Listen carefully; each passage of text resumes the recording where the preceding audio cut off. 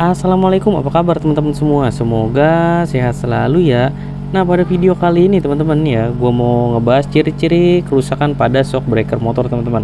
Yang pertama, suspensi tidak berfungsi secara penuh ya. Shock berfungsi sebagai peredam getaran. Jika komponen rusak, pengendara motor akan bisa merasakannya pada suspensi. Misalnya ketika kita melewati jalan bergelombang, ya kita mungkin merasa bahwa suspensi tidak maksimal, guncangan pada motor terasa lebih keras dari biasanya, bahkan ketika motor melewati permukaan jalan yang tidak terlalu rusak ya. Tanda lain terkait suspensi yang tidak berfungsi baik adalah suara-suara janggal ketika melewati jalan bergelombang ya. Mungkin kita mendengar suara geruduk keras dari arah ban. Hal itu bisa menjadi bukti bahwa shock breaker rusak ya. Kita juga bisa mengetes kondisi shock breaker dengan menekan stang motor ya, kalau bagian shock depan ya, kalau belakang boleh bezelnya tekan ya. Perhatikan pergerakan shock breaker ketika kita tekan. Jika shock kembali terlalu cepat ke posisi semula, itu tanda bahwa komponen ini sudah tidak berfungsi secara penuh gitu teman-teman. Oke, lanjut. Yang kedua adalah ban belakang bergoyang, oleng ya teman-teman ya, ban belakangnya. Ketika kita mengendarai motor dan merasakan ban belakang bergoyang atau oleng, itu tandanya bahwa shock breaker harus diganti ya. Nah, kita mungkin juga merasakan bahwa bagian belakang motor terasa kurang mantap bahkan ketika melalui jalanan yang relatif.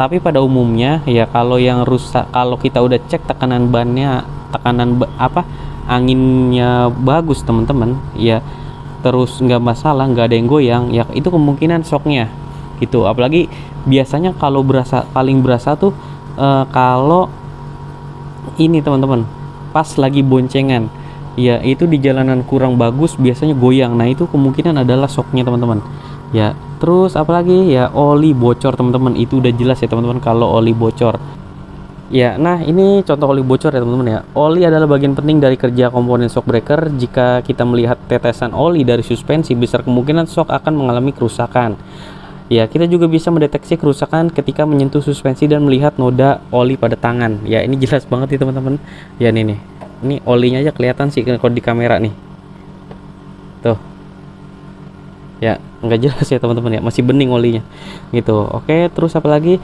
shock breaker mentok di jalan rata ya. Biasanya kalau ini sih bisa patah teman-teman ya, jadi shock itu juga bisa patah teman-teman ya. Kalau keras dipaksa terus dibawa, angkat bareng-bareng berat ya, itu bisa patah.